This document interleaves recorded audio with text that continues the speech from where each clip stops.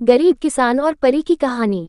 बहुत समय पहले एक छोटे से गांव में रामलाल नाम का एक गरीब किसान रहता था। रामलाल के पास थोड़ी सी जमीन थी, लेकिन उस जमीन पर खेती करना मुश्किल था क्योंकि मिट्टी उपजाऊ नहीं थी। वह दिन रात मेहनत करता, लेकिन फिर भी मुश्किल से 2 वक्त की रोटी जुटा पाता था।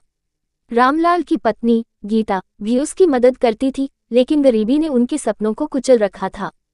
हर सुबह रामलाल सूरज उगने से पहले खेतों में चला जाता। वह जानता था कि अगर वह मेहनत नहीं करेगा तो उसका परिवार भूखा रहेगा। लेकिन कई बार उसकी मेहनत का फल नहीं मिलता। कभी बारिश समय पर नहीं होती तो कभी फसल को कीड़े खराब कर देते।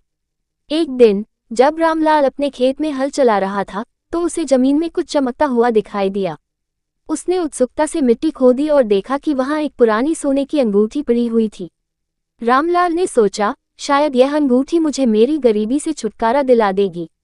रामलाल ने अंगूठी को ध्यान से साफ किया और जैसे ही उसने उसे उंगली में पहनाया, एक तेज रोशनी फैली।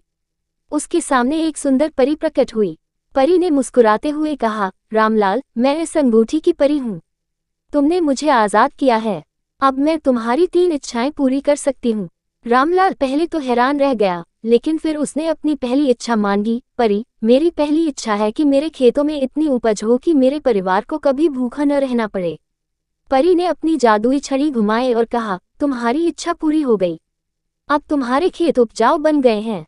रामलाल खुशी खुशी घर लौट आया और अपनी पत्नी गीता को सब कुछ बताया। गीता ने सुझाव दिया, अब हमें दूसरी इच्छा के बारे में सोच समझकर फैसला करना चाहिए।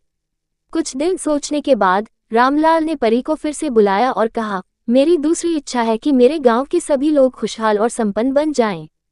परी ने फिर से अपनी जादुई छड़ी घुमाई और कहा, तुम्हारी यह इच्छा भी पूरी हो गई। अब तुम्हारा गांव खुशहाल और संपन्न होगा। धीरे धीरे गांव में बदलाव आने लगे। खेतों में अच्छी फसलें उगने लगी और गांव के लोग खुश रहने लगे।